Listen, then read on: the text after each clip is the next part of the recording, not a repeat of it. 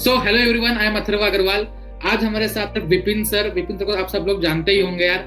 ठीक है, बहुत फेमस है यूट्यूब के ऊपर यार। मैं लिटरली जब अपना नीट का प्रिपरेशन करता था तब से मैं इनको जानता हूँ कि यार काफी अच्छा बायोलॉजी पढ़ाते हैं, इनका चैनल भी है। तो आज इनके साथ अपन पॉडकास्ट बना रहे हैं, जो भी आप नीट एस्पिरेंट्स के डाउट्स होते हैं उनको लेके। और अगर आप ये सेशन लास्ट तक देखते हो तो लिटरली आपको बहुत कुछ सीखने मिलेगा इनसे भी और इस पॉडकास्ट से भी। तो जानते हैं इनसे कि क्या कर रहे हैं अभी और कैसे स्टूडेंट्स की हेल्प कर रहे हैं अपने चैनल के थ्रू, अपने ब्रिलिक्स ऐप के through. So first of all, thank you so much Athar for calling me on your channel. I am totally delighted and really excited to talk to your audience. So जैसा आपने बताया, मेरा नाम doctor Vipin Kumar Sharma है और मैं 18 साल की उम्र से टीचिंग कर रहा हूँ। और मैं यूट्यूब पे पढ़ाना मैंने स्टार्ट किया था बिकॉज उस टाइम पे professionally you can't go anywhere and coaching institutes won't accept you as a teacher. तो मैंने खुद का अपना चैनल बनाया था and I have scaled it to 250K subscribers उस टाइम पे। And after that I joined some reputed edtech players और उसके बाद then I pivoted back to my startup called Brillix. तो अभी मैं ब्रिलिक्स एक सोशल मीडिया प्लेटफॉर्म है स्टूडेंट्स के लिए, वो डेवलप कर रहा हूँ जिससे कि स्टूडेंट्स फ्री में काफ़ी सारे कंटेंट को लेवरेज कर पाए। So I am just working upon that only और स्टूडेंट्स को पढ़ाता रहता हूँ ओजोन क्लासेस नाम का हमारा जो चैनल है उसके ऊपर, so that they can get free content, accessible content and the best content possible. मतलब ब्रिलिक्स पर मैं भी हूँ, तो मैं लिटरली अभी इनसे जान रहा था कि क्या क्या इनके फ्यूचर प्लान्स है। तो काफी कुछ सीखने मिला और काफी यार मतलब एक इनोवेटिंग सी चीज है ब्रिलिक्स। तो काफी सही ऐप है, इसका लिंक भी आपको मिल जाएगा डिस्क्रिप्शन बॉक्स के अंदर अगर आपको चेकआउट करना हो तो आज का टॉपिक तो यह है बेसिकली नीट को लेके और कुछ अपना बायोलॉजी ओरिएंटेड की बायोलॉजी को काफी टाइम से पढ़ाते हुए आ रहे हैं और आई थिंक बहुत मास्टरी कर चुके होंगे नीट की बायोलॉजी के अंदर। तो पहली चीज यार नीट को लेके पूछते हैं कि क्या लगता है कि पेपर का लेवल कैसा होगा, स्पेशली बायोलॉजी को लेके कि क्या क्या कंडीशंस होने वाली इस साल नीट 2022 की। पेपर का level other would be NCERT based solidly. एक दो क्वेश्चन बाहर उछलते हैं लेकिन वो यूजुअली अगर किसी ने पढ़ा भी है बाहर का then also there are chances कि वो सॉल्व ना कर पाए, तो उसके ऊपर दिमाग लगाने का कोई फायदा नहीं है। जो मैं स्टूडेंट को पर्सनली रेकमेंड करता हूँ वो ये है that NCERT is the God father book, it's the Bible. उससे बाहर हम लोग ना निकले, rather than solving another book और रीडिंग अनदर बुक, हम लोग एनसीईआरटी को 10-20 बार इतने बेहतर तरीके से पढ़े कि उस 5 नंबर के पीछे ना भाग के हम उस 355 को 360 को स्कोर कर लें बहुत अच्छे तरीके से। So paper will be NCERT based. तो अभी एक और क्वेश्चन आता है कि लास्ट के 25 दिन 30-28 दिन बचे हुए हैं, तो उनमें क्या करना चाहिए? लाइक मतलब अगर पूरी एनसीईआरटी पढ़ते बैठेंगे तो फिजिक्स केमिस्ट्री छूट जाएगा, तो क्या ऐसा करें कि ऑन मतलब सब सारी चीजें ऑन टाइम खत्म हो जाए, सब कुछ दिमाग के अंदर बैठ भी जाए, डेटा फैक्ट एग्जांपल जितने भी चैप्टर्स के हैं, और अपना प्रिपरेशन जो है नेक्स्ट लेवल पे चले जाए? क्या करना चाहिए लास्ट के 25 दिनों में? लास्ट के 25 दिन और कहें तो लास्ट के 2 महीने अगर आइडियली देखा जाए तो they are very important for every student, क्योंकि उस टाइम पे ना एकदम दिमाग बहुत अच्छे तरीके से काम करता है। जब प्रेशर को आप यूटिलाइज करना स्टार्ट कर देते हो and when you convert it into positive energy ना, then you can create wonder. जैसे you are in MBBS, so you know that thing very well कि लास्ट नाइट फाइट कितनी खतरनाक होती है। कल पेपर है और आज एक रात में पूरी किताब उड़ानी है, उड़ जाती है बहुत आराम। सो ये 25 दिन उन स्टूडेंट्स के लिए बहुत खास होने वाले हैं जो इस प्रेशर को अच्छे तरीके से लेंगे। या तो यू कैन गेट डिप्रेस्ड और या you can make maximum output out of it. So हमारा जो पर्सनली रहता था वो यही रहता था यार कि रिवीजन ज्यादा से ज्यादा बार हो जाए और शॉर्ट टू शॉर्ट रिवीजन रहे।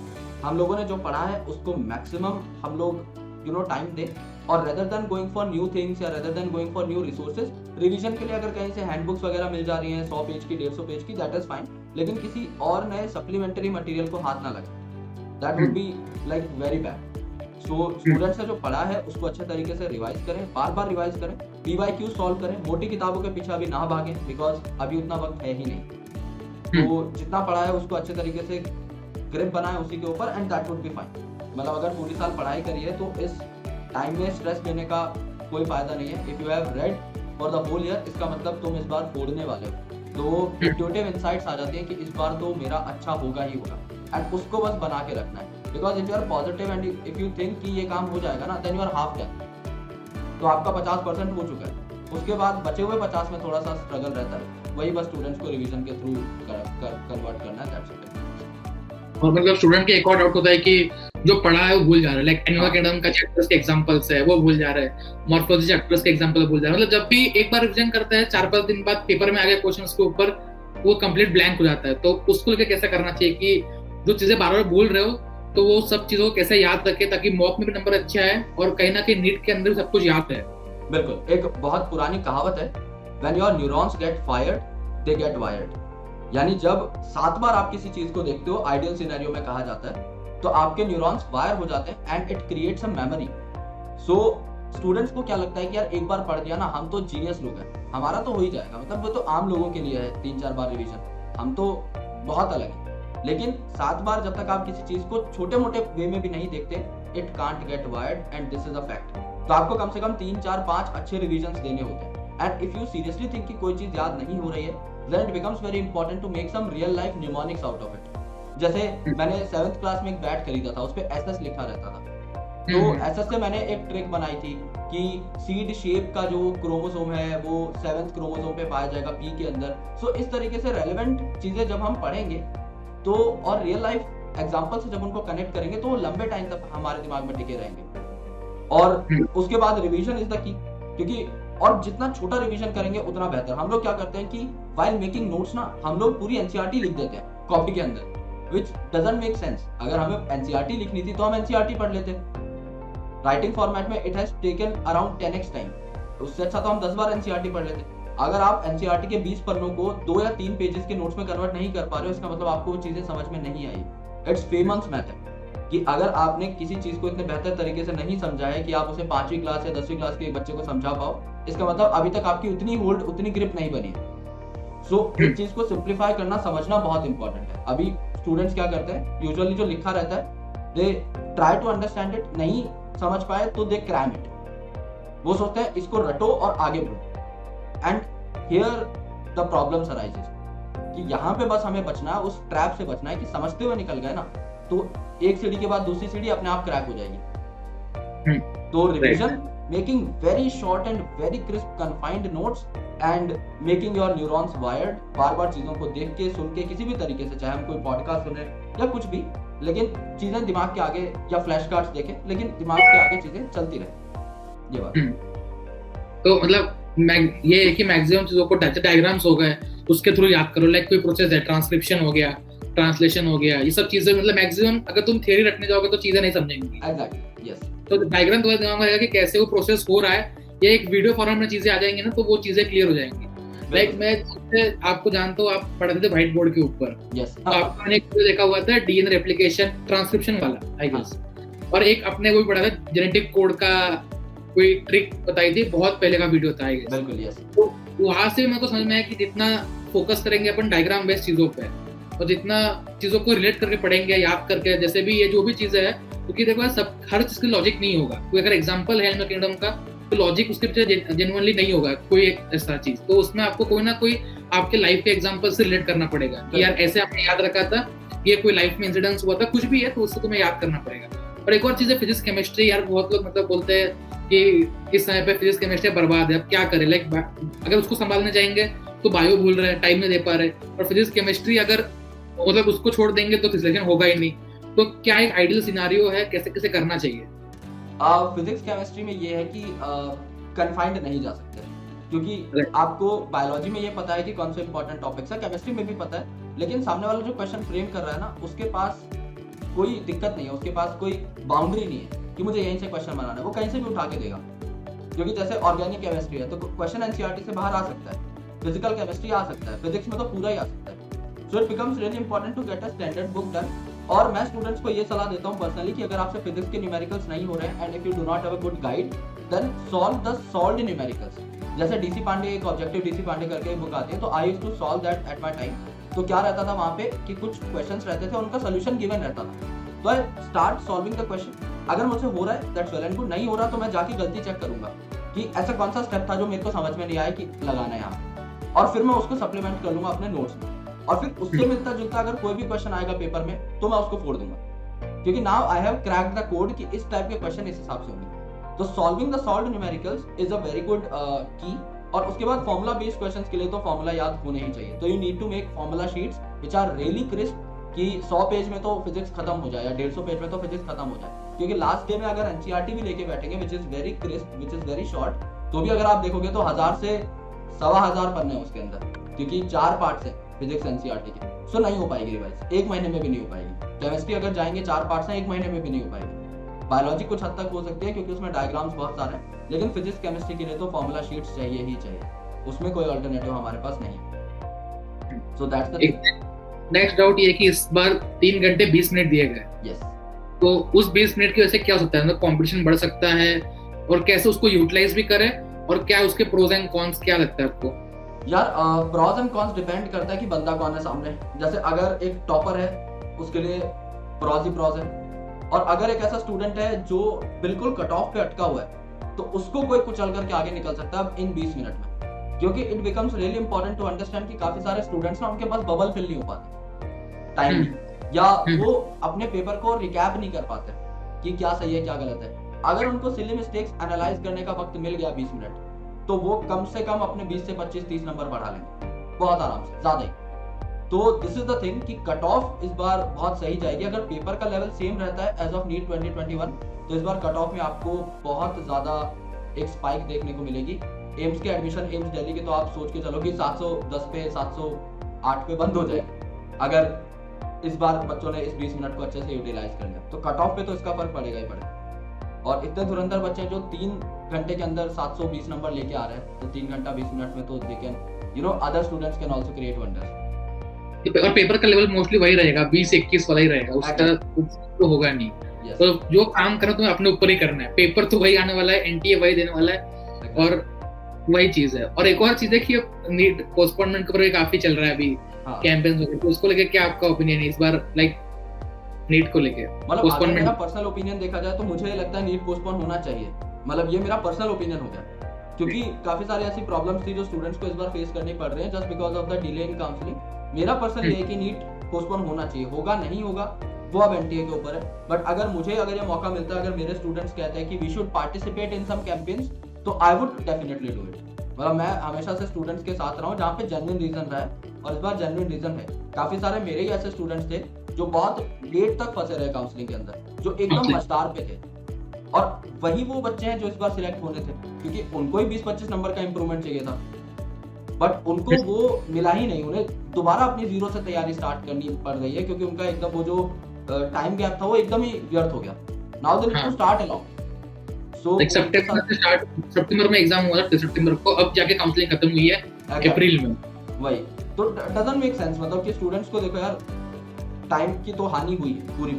तो मेरा मतलब ये है कि अगर पोस्टपोन के लिए कुछ कैंपेन वैम्पेन चलाना होता है, I am totally in it. मैं तो बहुत साफ बोल रहा हूँ कि क्योंकि इस बार स्टूडेंट को जेन्युइन प्रॉब्लम हुई है। कोविड के टाइम पे भी जेन्युइन प्रॉब्लम थी, तब भी we have done some campaigns. इस बार भी जरूरत पड़ेगी तो वी विल डू इट। मतलब बहुत लोग इसका जो अपोजिट दे रहे हैं, वो दे रहे कि सेशन डिले होगा, बट वो ऑलरेडी हो चुका है। एग्जैक्ट। अब इससे डिले क्या ही होगा? हाँ, इससे डिले क्या ही होगा?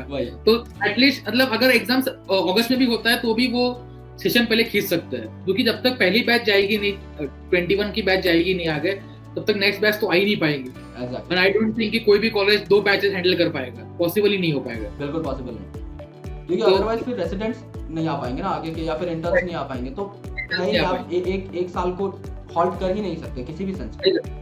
राइट। तो यही है यार, पोस्टपोनमेंट के ऊपर जो ओपिनियन है सेम ही सबके, बट जो कुछ कर नहीं सकते अपन, मतलब एनटीए के ऊपर ही एक्चुअली इसमें देखो यार, ब्रॉड गेम है, लोगों का फायदा भी रहता है। जैसे जिन लोगों को अभी नीट 2023 के एडमिशंस मिल रहे हैं ना, दे वोंट बी फीलिंग कि पोस्टपोन होना चाहिए, तो वो बच्चों को अलग बात बताएंगे कि नहीं होना चाहिए, आप टाइम वेस्ट मत करो। और जो नॉर्मल है ना, जो फ्री पढ़ाते हैं मस्त एकदम, जिनको इससे पैसा नहीं आ रहा, वो स्टूडेंट के साथ रहेंगे थोड़ा बहुत। तो अलग अलग ओपिनियंस है सबके, और सब अपनी अपनी जगह ठीक है, लेकिन स्टूडेंट को जो टाइम की वेस्टेज हुई है इस बार, वो तो देखो यार एक फैक्ट है, उसको हम डिनाई नहीं कर सकते। अभी जेईई मेंस की भी एग्जाम है और अभी सब प्रोटेस्ट चल रहे हैं, काफी मुश्किल है, लाइक उनको भी ट्रैवल करना। 23 को एग्जाम तक एडमिट कार्ड भी नहीं आया जेईई मेंस। तो यही है। और अभी एक और चीज, लास्ट डाउट है कि डिप्रेशन को लेके, कि अभी काफी कम से कम मैंने 4-5 केसेस सुन लिए डिप्रेशन के, नीट सुसाइड को लेके। और एमबीबीएस में मैं कॉमन चीज देख रहा हूँ कि बहुत सारे लोग जो है एमबीबीएस में भी आके सुसाइड कर रहे हैं। लाइक मैंने अभी कुछ दिन पहले एमएमसी के अंदर मेरी फ्रेंड की फ्रेंड थी, उसने सुसाइड कर लिया था। फर्स्ट तक रिजल्ट उसके अच्छे नहीं थे उस कारण से। और ऐसे कई सारे मैंने सुने हैं किससे एमबीबीएस में फर्स्ट सेकंड थर्ड ईयर के, पीजीएस के सुने किससे कि यार they are going to suicidal tendency. मतलब कुछ लोग हैं जो अचीव नहीं कर पा रहे उसके सुसाइड कर रहे हैं, कुछ लोग हैं जो अचीव कर पा रहे हैं उसमें डिप्रेशन में जा रहे हैं। तो क्या लगता है कि यहाँ पे स्टूडेंट्स को कैसे मैनेज करना चाहिए चीजों को, कैसे मतलब स्ट्रेस फ्री रहे और इन सबसे बाहर निकल जाए? यार there should be a balance in everything. जैसे मैं आपको अपनी बात बताता हूँ कि मैं ना बहुत फैमिली सेंट्रिक हूँ। तो मैं जब ऑफिस से घर आता हूँ ना, तो मैं अपनी मम्मी को सब बताता हूँ। ऐसे स्कूल का बच्चा आता है ना जैसे, तो बचपन से वही अपब्रिंगिंग रही है, तो मैं पूरी कहानी सुनाता हूँ कि क्या हुआ क्या हुआ। फिर then one day I realised कि my family is getting stressed because of some things that I get back to my home. कि जब मैं घर पे वो चीजें लेके आ रहा हूँ ना, बिजनेस की या काम की, तो उनको फर्क पड़ने लग गया उस चीज से। तो उस दिन some of my seniors have guided me in office only कि आप ना ऑफिस की बात ऑफिस में रखो और पर्सनल घर जाके ना कुछ चुगलियां तैयार रखो मस्त एकदम, कि तो घर वालों को बोल दो कि रिश्तेदारों की चुगलियां तैयार रखें, मैं जब आऊं तो हम पिचिंग करें या कुछ ऐसी बात करें या घर वर की बात करें, हम बिजनेस या कुछ डिस्कस ना करें कि पैसा कहाँ से आ रहा है, पैसा कहाँ से जा रहा है। बिकॉज सबके लिए ना वो चीज बहुत स्ट्रेसिंग होती है। जब आता है तो बहुत अच्छा लगता है, लेकिन जिस टाइम पे थोड़ा सा भी हॉल्ट हो गया ना तो दिक्कत हो जाएगी। तो उसके बाद से वी आर क्वाइट हैप्पी, हम लोगों ने एक मस्त एकदम कुत्ता पाल लिया है तो हम लोग एकदम उसके साथ खेलते हैं, अब बहुत अच्छा चल रहा है सब कुछ। तो जब तक हम उस चीज को एक्नॉलेज नहीं करते ना, वो चीज काफी अच्छी चलने लग जाती है। तो स्ट्रेस हम खुद क्रिएट करते हैं। जो मैंने पर्सनली अपनी लाइफ से सीखा है वो ये है कि I used to overthink a lot. वो एक बहुत बड़ी प्रॉब्लम थी, बट मैंने फिर ये जानने की कोशिश करी कि क्या सच में ऐसा होता है जो मैं सोचता हूँ। क्योंकि मैंने देखा कि मैं जो सोच रहा होता ना दिमाग में, उसका 1% भी रियल लाइफ में नहीं होता। कि सामने जो मैंने अपने दिमाग में प्रॉब्लम बना ली है 100x, वो बहुत इजीली सॉल्व हो जाती थी जब मैं ऑन ग्राउंड जाके उसे सॉल्व करता था। सो देन आई रियलाइज्ड कि जो हम सोचते हैं ना वो बहुत नेगेटिव जाते हैं, क्योंकि there is a propensity of negative thinking which is 3x more powerful than positive thinking. इसीलिए ज्यादातर लोग आप देखोगे वो नेगेटिव बात करते हैं कि नहीं हो पाएगा, और 1% लोग कहते हैं हो पाएगा और वो आगे निकल जाते हैं। सो उस टाइम से मैंने अपने आप को ड्राइव किया इन द पॉजिटिव डायरेक्शन कि मैं ये कभी भी नहीं बोलूंगा कि ये मुझसे नहीं होगा या ये मैं नहीं करूंगा या ये मुश्किल है। मैंने इन शब्दों का इस्तेमाल ही करना बंद कर दिया। होगा होगा, नहीं होगा नहीं होगा, बहुत अलग चीज है। So I do not ponder upon results. मैं कोशिश ये करता हूँ कि मैं रिजल्ट के बारे में सोचूं ही ना। मैंने अपना काम कर दिया, क्योंकि एज एन इंडिविजुअल आप क्या कर सकते हो। समझ लो आपने 1 साल तैयारी करी, आपने अपनी जान दे दी उस तैयारी के पीछे, एंड यू गॉट 550। भाई आपने तो अपना 100 दे दिया ना, इसका मतलब 550 से ऊपर आप जा ही नहीं सकते थे। तो आप उसको एक्सेप्ट करो और आगे बढ़ जाओ। अब उस चीज पे रोके कोई फायदा नहीं है, because 1 year you have given your best. और अगर आपको लगता है आपने अपना बेस्ट नहीं दिया तो अगले साल और बेस्ट दे दो।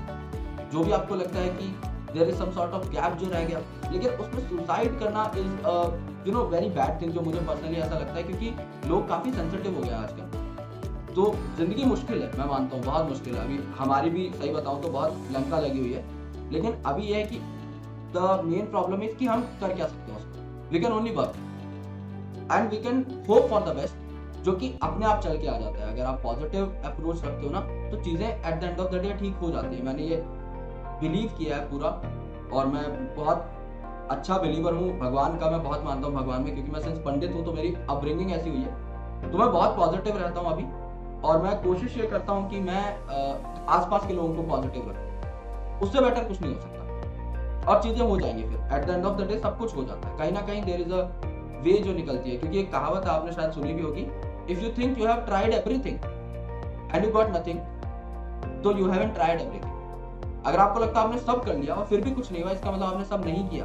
अभी रहता है कुछ जो मिस हुआ है, वो आपको लगता है आपने कर लिया, तो उसको पकड़ो और आगे बढ़ जाओ कि कहाँ कमी रह गई। That is the only way कि खुद पे काम करें और मस्त रहे एकदम। तो मतलब वही है, मतलब मैंने भी लाइक पहले जो बिहेवियर था 8, 9, 10th में, वो था कि कहीं मंदिर गया तो कुछ मांग लिया कि बस ये दिला दो, साइकिल दिला दो, या मेरे को 10th में 95% दिला दो। तो एक टाइम पे रियलाइज हुआ मेरे को 11, 12 के बाद कि अब मैं क्या करता हूँ, मांगता नहीं हूँ। मैं बोलता हूँ कि जितना जो मैंने किया है मेहनत, उसके हिसाब से जो है आप बस रहना था, और जो है वो देना। मतलब जो मांगने की टेंडेंसी थी, देखो जितना तुम मांगोगे, जब तक तुम काम नहीं करोगे तुम्हें कुछ मिलने नहीं वाला, सिंपल चीज। तो मैंने बस मांगना छोड़ दिया। तुम्हें मांगना छोड़ दो, किसी भी तुम मांगते हो ना कोई भी चीज, तो वो चीज काफी अलग हो जाती है। तुम अपना काम करो, लोग आएंगे तुम्हें सपोर्ट करेंगे, भगवान आएंगे तुम्हें सपोर्ट करेंगे, जो भी तुम जिसमें मानते हो सुपर नेचुरल पावर के अंदर, वो सपोर्ट देंगे, बट तुम्हें अपना काम करना पड़ेगा एट फर्स्ट प्लेस। और इसी को लेकर एक और चीज आती है कि मतलब आपको पूछना था कि बच्चे लास्ट के अभी कुछ दिन बचे हैं, तो इसमें करते हैं ना, एक दिन पढ़ते हैं बट फिर वो लूप में घुस जाते हैं कि टेंशन आ रहा है, मेरा होगा नहीं होगा, फिर 2 दिन वेस्ट कर दिए, नेगेटिव लूप में घुस गए, फिर आधा दिन पढ़ा, फिर पूरा दिन वेस्ट कर दिया। तो हर एक रीजन के लिए उनके पास पूरा दिन वेस्ट कर लिया। मतलब सुबह पढ़ने बैठ गए, उसके बाद मान लो 1 घंटा भी वेस्ट हो गया ना, पूरा दिन वेस्ट कर देंगे, क्योंकि वो 1 घंटा फिर उनको लगता है कि अरे यार सुबह से पढ़ना था 9 बजे से, अब 11 बज गए, अब थोड़ा खाना खा लूंगा फिर पढ़ लूंगा, और इस चक्कर में पूरा दिन वेस्ट होता है। तो इसको कैसे ओवरकम करें? इसको बस ये देखें कि जो चला गया वो तो हमारे हाथ में नहीं है, जो 1 घंटा वेस्ट हो गया वो तो ठीक है, लेकिन अब जो 23 घंटा बचा हुआ उसको तो यूज करें कम से कम, क्योंकि वो हमारे हाथ में है। तो this is the only thing जो मतलब मैं पर्सनली ये जानता हूँ कि जब मैं ट्रैवल करता हूँ तो it takes a lot of time to travel. तो मैं क्या करता हूँ, अपने जो हेल्पर है जो गाड़ी चलाते हैं उनके बगल में बैठ के I used to bring a lot of good books, और मैं आराम से पढ़ता रहता हूँ या मैं ऑडियो बुक सुनता हूँ। सो आई ऑलवेज मेक श्योर कि मेरा टाइम वेस्ट ना हो। सो इसी तरीके से कुछ ना कुछ जुगाड़ तो लगाना पड़ेगा, and that's what Brillix is doing. जो कि मैं पर्सनली ये था कि बच्चा ना सोशल मीडिया पे बहुत टाइम वेस्ट करता है, एक ऐसी सोशल मीडिया ही बना दो जिस पे पढ़ाई होगी, काम ही खत्म। अब बच्चा भी खुश, हम भी खुश। तो वही है, क्योंकि बच्चा अब साइकोलॉजिकली अटैच हो चुका है फोन से। सो अब फोन पे कुछ ऐसा लाके देना पड़ेगा जिससे वो काम करे, अदरवाइज फिर बहुत मुश्किल है। So that's where technology comes into play. तो बस वैसा ही कुछ सोचा था, और अभी मतलब यही है कि मैं फोन से काफी ज्यादा अपने आप का आउटपुट सही रखता हूँ। तो मैं काफी ऑडिबल सुनो पे मैं काफी किताबें सुनता हूँ, और कोको एफएम पे मैं हिंदी में किताबें सुनता हूँ। तो और एप्लीकेशंस भी एंडोर्स कर देता हूँ यहाँ पे, बट मैं इनको जनरली यूज करता हूँ। इसके अलावा किंडल मेरे पास है तो मैं उसको बहुत ज्यादा यूज करता हूँ। तो there are a lot of things which keeps you engaged and they won't make your time go in vain. तो ये बहुत सही चीज है। तो अभी मतलब एक लास्ट चीज जो है कि आपने लगभग इसमें 4-5 साल बिता दिए नीट के एडटेक इंडस्ट्री में। yes. बहुत सारे मतलब अपने अप्स एंड डाउन्स देखे होंगे, राइट? मतलब बहुत सारे कंट्रोवर्सीज हुई होंगी, आप भी उसमें कई बार पार्ट हुए होंगे, कई बार देखा होंगे। तो क्या लगता है कि ऑनलाइन के अंदर वो रिजल्ट जो एक ऑफलाइन निकाल पाता है वो निकालना पॉसिबल है? लाइक ऑल इंडिया 2, 3, 4 जो होते एकदम टॉप वाले रैंक्स। मैं देखो ऑनलाइन ही पढ़ा रहा हूँ स्टार्टिंग से, ऑफलाइन में बहुत कम पढ़ाया हूँ बट वेरी लेस। तो मैं एक चीज मानता हूँ कि ऑफलाइन जो है वो है खाना जो हम खाते हैं, कार्बोहाइड्रेट, प्रोटीन, ये सब, और ऑनलाइन है vitamin. It's just a supplement. लेकिन लोगों ने उसको खाना बनाने की कोशिश करी और इस चक्कर में फिर काफी चीजें गलत हो गई, है ना। लोगों ने जैसे कोविड में it was very important to take that into account, लेकिन ऑफलाइन की फील ऑनलाइन में अभी तक आई नहीं पूरे तरीके से। कोई भी ऐसा स्टार्टअप मुझे नहीं दिखाई देता that has truly you know बहुत उसने एकदम ही चेंज कर दिया या रिप्लेस कर दिया ऑफलाइन का एटमॉस्फेयर। तो मेरे लिए ऑफलाइन इज गुड, क्योंकि वो आपको जीना भी सिखाता है यार। एक डिवाइस के आगे बैठ के ना आप जिंदगी के नियम नहीं सीख पाओगे। अगर आप एक क्लास में बैठे हो और आपके 2 बेंच आगे एक लड़की बैठी है और आप उसे देख रहे हो और कुछ हार्मोन्स आपके अंदर बन रहे, तो तुम सीखोगे यार। वो लव साइकिल जब तक नहीं चलती ना, इंसान ठोकर नहीं खाता तब तक नहीं सीखता। नए दोस्त नहीं बन रहे, तुम हंसते हंसते ताली मारते हुए नहीं जा रहे गली में, तो तुम नहीं सीख पाओगे। चाहे कंप्यूटर से तुम्हारा रिजल्ट आ जाए, लेकिन जो तुम इंसान बनोगे ना बेहतर, वो लोगों से मिलके ही बनोगे। तो मैं लोगों से मिलता नहीं था, मैं अपने घर पे ही रहता था, बट अभी I have started meeting people. I used to meet 3-4 people a day, अलग से मीटिंग करके। तो it has given me a lot of good insights कि यार उनमें ऐसी क्या अच्छी चीज है जो मैं सीख सकूं। तो मेरे को ये लगता है यार ऑफलाइन इज इररिप्लेसेबल। अभी तो आगे कुछ ऐसा आ जाए टेक्नोलॉजिकली जो बहुत साउंड हो, बट अभी ऐसा कुछ नहीं। So that's why I am also imbibing that thing कि हम लोग एक सप्लीमेंट, हम लोग एक विटामिन बना रहे हैं। खाना तो आपको वहीं खाना पड़ेगा, क्योंकि उसमें आप देखो, आप कभी पढ़ने की कोशिश करना नहीं हो पाएगा, बहुत अच्छा नहीं हो पाएगा। हाँ, टायर जो अपने सिटीज ऐसे है जहाँ पे मोस्टली ऑफलाइन सेंटर्स नहीं थे, हाँ, टीयर 2 टीयर 3 सिटीज के अंदर, वहाँ पे जो है ना मोस्टली फायदा हुआ है कि मतलब जो कोर्सेस मिले हैं डायरेक्टली, तो एक वही चीज हुई है। बाकी जो बड़े सिटीज है उनके अंदर तो बच्चे ऑलरेडी ऑफलाइन के अंदर एनरोल्ड थे, कोविड की वजह से कम्प्लीटली ऑनलाइन हुआ है। बट क्वालिटी ऑफ एजुकेशन अगर तुम कहो टीचर्स इसके में, तो बाकी सेम रहता है, बट वो फील नहीं है जो मेन चीज। एग्जैक्टली। और दूसरा ये मैं एग्री करता हूँ कि एजुकेशन एक्सेसिबल हुई है, वो हम मानना पड़ेगा, लेकिन ऑफलाइन है। मतलब कहीं ना जब हम भी स्कूल में जाते थे तो वो फीलिंग आती थी कि स्कूल में जा रहे हैं, कॉलेज में जा रहे हैं, जैसे अभी हम लोग, तो अच्छा लगता है। लेकिन अगर कॉलेज वाले ये बोल देना कि ऑनलाइन पढ़ाएंगे, then it won't create that impact जिसके लिए हम लोग जाते हैं। कोई फेस्ट हो रहा है, राइट, वो अलग चीजें हैं जिनमें एक्टिव पार्टिसिपेशन होता है। सिर्फ स्क्रीन पे देख के पढ़ के आप सिर्फ चीजें पढ़ पाओगे, लेकिन जो रियल सीख है ना ऑन ग्राउंड जो आप करते हो, वो बहुत जरूरी है। तो for competition it's good, but बाकी सारी चीजों के लिए आई थिंक जो करिकुलर चीजें है ना स्कूल कॉलेज की, उसके लिए ऑफलाइन इज बेस्ट अभी। और मतलब आपका आगे क्या प्लान है इन नेक्स्ट अपकमिंग इयर्स?